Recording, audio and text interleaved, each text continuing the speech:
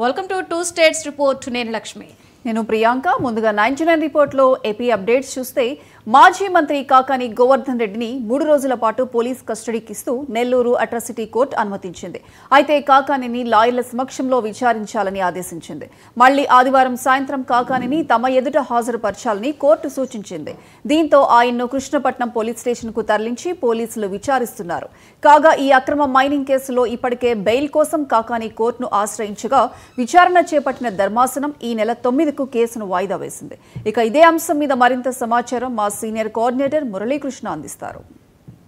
కాకాని గోవర్ధన్ రెడ్డి విచారణ అయితే కొనసాగుతోంది. నిన్నటి నుంచి ఇవాల్టి వరకు కూడా కృష్ణాపట్నం పోర్టులో ఉన్నటువంటి పోలీస్ స్టేషన్లో ఆయన్ను రూరల్ డిఎస్పీ ఘటంనేని శ్రీనివాసరావు ఆధ్వర్యంలో కూడా సిఐలు విచారణ అయితే చేస్తున్నారు. తొలి రోజు విచారణకు కాకాని గోవర్ధన్ రెడ్డి సహకరించలేదనే సమాచారం అయితే వచ్చింది. దాదాపు 22 ప్రశ్నలు కాకాని గోవర్ధన్ రెడ్డిని పోలీసులు వేయగా వాటిలో 2 ప్రశ్నలకు మాత్రమే ఆయన సమాధానం చెప్పారని చెప్పి తెలుస్తుంది. అందులో ప్రధానంగా అక్రమ మైనింగ్ కేసులో తనకి ఎలాంటి సంబంధం లేదని చెప్పి కాకాని గోవర్ధన్ రెడ్డి చెప్పుకొచ్చినట్లుగా సమాచారం వస్తుంది. మరోవైపు నోటీసులు ఇచ్చినటువంటి సందర్భం అంటే పోలీసులు ఈ కేసులో విచారణకు హాజరు కావాలని దాదాపు 3 సార్లు కాకాని గోవర్ధన్ రెడ్డికి పోలీసులు నోటీసులు ఇచ్చారు. ఈ క్రమంలో విచారణకు ఎందుకు హాజరు కాలేదనే అంశంపైన ప్రత్యేకంగా అడిగినప్పుడు హైదరాబాద్లో తన రిలేషన్స్కి సంబంధించినటువంటి శుభకార్యాలు ఉండడం వల్ల ఆ విచారణకు హాజరు కాలేకపోయానని మాత్రం కాకాని గోవర్ధన్ రెడ్డి చెప్పినట్లుగా పోలీసు వర్గాల నుంచి ఒక సమాచారం అయితే వస్తుంది. మరోవైపు 20 ప్రశ్నలు అంటే మొత్తం 22లో 2 ప్రశ్నలకు సమాధానం చెప్పినటువంటి కాకాని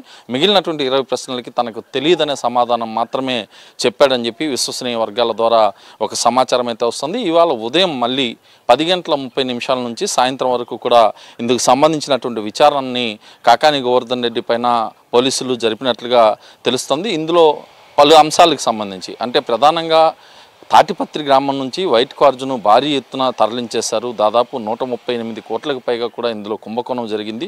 ఈ డబ్బంతా ఎక్కడికి తీసుకెళ్లారు అంటే ఈ డబ్బంతా నిజంగానే వచ్చిందా, వస్తే ఈ డబ్బునంతా ఎక్కడికి తీసుకెళ్లారు, ఈ అక్రమ మైనింగ్ వెనక రాష్ట్ర వ్యాప్తంగా ఉన్నటువంటి కీలక నేతలు ఎవరు, ఇతరత్ర అనేక అంశాలపైన కూడా పోలీసులు కాకాని గోవర్ధన్ రెడ్డిని ప్రశ్నించినట్లుగా తెలుస్తుంది. వీటికి సంబంధించి దేంట్లో కూడా తన ప్రమేయం లేదు అని చెప్పి కాకాని చెప్పుకొస్తుండగా ఏదైతే ఈ కేసులో మొత్తం 11 మందిని ఎఫ్ఐఆర్లో చేర్చినటువంటి పోలీసులు వాళ్ళల్లో 3గురిని అరెస్ట్ చేసి రిమాండ్కి కూడా తరలించారు. వాళ్ళల్లో 4వ వ్యక్తిగా కాకాని గోవర్ధన్ రెడ్డి ఉన్నారు. మిగిలినటువంటి అనేక మంది కూడా ఈ కేసులో ముందస్తు బెయిల్ తెచ్చుకోవడంతో వాళ్ళు మాత్రం ప్రస్తుతానికి అందుబాటులో లేరు. ఈ నేపథ్యంలో ఎవరైతే విచారణ చేపించుకున్నారో అంటే విచారణకి ఎవరైతే హాజరయ్యారో వాళ్ళ దగ్గర తీసుకున్నటువంటి సమాచారం మొత్తం రికార్డింగ్లు అన్నింటినీ కూడా కాకాని గోవర్ధన్ రెడ్డి ముందు పెట్టి ఈ విధంగా కాకాని గోవర్ధన్ రెడ్డి చేయమంటేనే తాము చేశామంటూ వీళ్ళంతా కూడా చెప్పుకొచ్చారు. కాబట్టి ఇందులో మీ ప్రమేయం ఎంతవరకు ఉందని చెప్పి ప్రశ్నించినట్లుగా తెలుస్తుంది. ఇంకొకటి ఏదైతే వైట్ కార్జు అక్రమ మైనింగ్ జరిగేటటువంటి ప్రదేశంలో భారీ ఎత్తున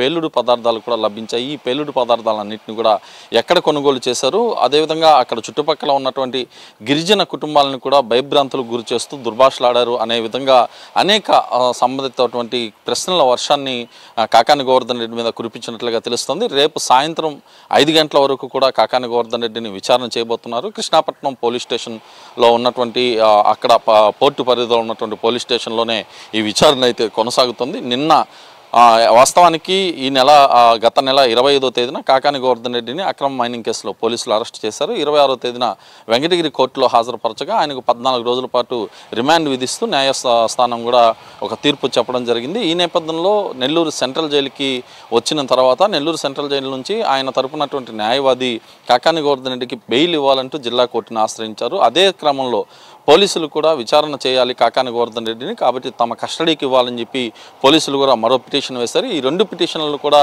నెల్లూరు జిల్లాకు సంబంధించినటువంటి జిల్లా కోర్టులో విచారణ అయితే జరిగింది. అందులో ఇటు బెయిల్ పిటిషన్ను ఈ నెల 9వ తేదీకి వాయిదా వేశారు. మరోవైపు కస్టడీకి మాత్రం పోలీసులు కాకాని కస్టడీకి ఇస్తూ కూడా తీర్పు చెప్పడంతో నిన్న ఉదయం 10:30కి కాకాని గోవర్ధన్ రెడ్డిని పోలీసులు కస్టడీలోకి తీసుకోవాల్సి ఉంది. అయితే కోర్టు నుంచి జైలుకి వచ్చేటటువంటి ఏదైతే ఆదేశాలు లేట్ అవడంతో సరిగ్గా 1:20 ఆయన్ని పోలీసులు కస్టడీలోకి తీసుకుని అక్కడ నుంచి కృష్ణాపట్నం పోర్టులోని పోలీస్ స్టేషన్కి తరలించి 2:30 నుంచి అంటే నిన్న మధ్యాహ్నం 2:30 నుంచి సాయంత్రం 6:30 వరకు తొలి రోజు విచారణ చేపట్టగా ఇవాళ ఉదయం 10:30 నుంచి సాయంత్రం 5 గంటల వరకు కూడా విచారణ చేపట్టినట్లుగా తెలుస్తుంది. రేపు ఉదయం నుంచి కూడా ఇదే విచారణ కొనసాగుతుంది. సాయంత్రం 5 గంటల వరకు విచారణ కొనసాగిన తర్వాత నెల్లూరు జిల్లా సెంట్రల్ జైలుకు తిరిగి కాకాని గోవర్ధన్ రెడ్డిని తీసుకురావాల్సి ఉంటుంది. అయితే ఈ కేసుకు సంబంధించినటువంటి వివరాల్లోకి వెళ్తే నెల్లూరు జిల్లాలోని పొదలకూరు మండలం తాటిపత్రి గ్రామం నుంచి వైట్ క్వార్జ్, ఈ వైట్ క్వార్జ్ అనేది ప్రధానంగా దేశ విదేశాల్లో విపరీతమైనటువంటి డిమాండ్ ఉంది. ఎలక్ట్రానిక్ పరికరాల్లో వినియోగించేటటువంటి చిప్పులు, ఇతరత్ర అనేక ఎలక్ట్రానిక్ వస్తువుల్లో ఈ వైట్ క్వార్జ్లో లభించేటటువంటి ఖనిజాలను వినియోగిస్తారు. ఈ నేపథ్యంలో ఇది టన్నుకి దాదాపు 50 నుంచి లక్ష రూపాయలు పలుకుతుంది. దీన్నంతా కూడా ఈ ఏదైతే ఈ క్వార్జ్ నుంచి అంటే మైనింగ్ జరిగేటటువంటి తాటిపత్రి మైన్స్ నుంచి, రుస్తుం మైన్స్ నుంచి భారీ ఎత్తున తరలించేసి చైనా వంటి దేశాలకి అమ్మేశారనేది ప్రధాన ఆరోపణ. ఈ ఆరోపణ నేపథ్యంలోనే కాకానితో పాటు 11 మంది మీద కేసులు పెట్టారు. ప్రస్తుతం కాకాని గోవర్ధన్ రెడ్డి విచారణ కొనసాగుతోంది. ఈ నెల 9వ తేదీ అంటే ఎల్లుండి బెయిల్ పిటిషన్ మీద విచారణ జరుగుతుంది. అందులో తీర్పు వచ్చేటటువంటి అవకాశం ఉంది. రేపు సాయంత్రం కస్టడీ పూర్తయిన తర్వాత మరోసారి పోలీసులు ఏమన్నా కస్టడీకి కోరుతారా, లేకపోతే బెయిల్ వస్తుందా, లేకపోతే కాకాని గోవర్ధన్ రెడ్డి జిల్లా జైల్లోనే ఉంటారా? ఈ అంశాలన్నీ కూడా ప్రస్తుతం జిల్లా వైసీపీలో చర్చగా నడుస్తుంది. మరోవైపు వైసీపీ శ్రేణులంతా కూడా నిన్న జైలు వద్దకు చేరుకున్నారు. వాళ్ళ కృష్ణాపట్నం పోలీస్ స్టేషన్ వద్దకు కూడా చేరుకునే ప్రయత్నం చేసినప్పటికీ పోలీసులు అయితే అడ్డుకున్నారు. ఏదేమైనప్పటికీ కాకాని గోవర్ధన్ రెడ్డి కేసులో విచారణ అయితే వేగవంతంగా జరుగుతుంది. 3 రోజుల పాటు విచారణ జరిగిన తర్వాత రేపు సాయంత్రం తిరిగి ఆయన్ను జిల్లా జైలుకి ఏదైతే కస్టడీ నుంచి జిల్లా జైలుకి కూడా రిమాండ్కి పంపించే అవకాశాలు స్పష్టంగా కనిపిస్తున్నాయి. ఇది కాకాని గోవర్ధన్ రెడ్డి కేసు విచారణలో తాజా పరిస్థితి. వీడియో జర్నలిస్ట్ వంశీతో కలిసి మురళీకృష్ణ, 99 టీవీ నెల్లూరు నుంచి.